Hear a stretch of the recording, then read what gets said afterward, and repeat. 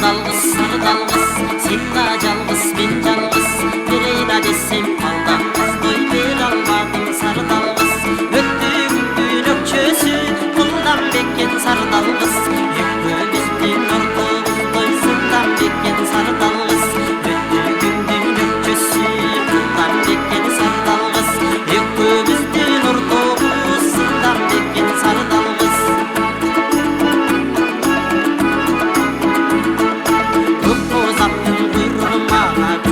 Desem yıl okşoy, ökkümüzdün ortoguz, doy günçülük desem ay okşoy. Hak bozattın buyruğu, altını desem ol okşoy. Ökkümüzdün ortoguz, doy ayçılık desem jıl okşoy. Hak bozattın buyruğu, altını desem gıl okşoy.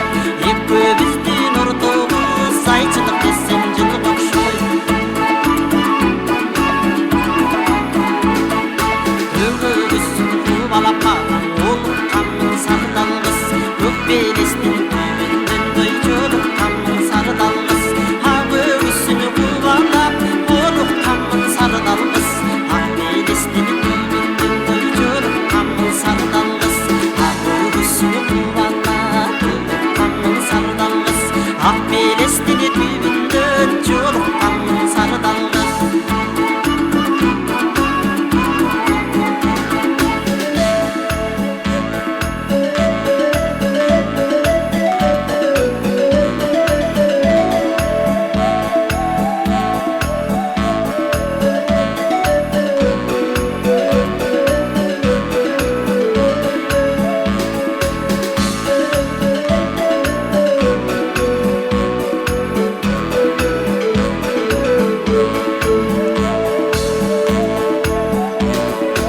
Aşka suyu bullaktan da su alasın sarı dalgız.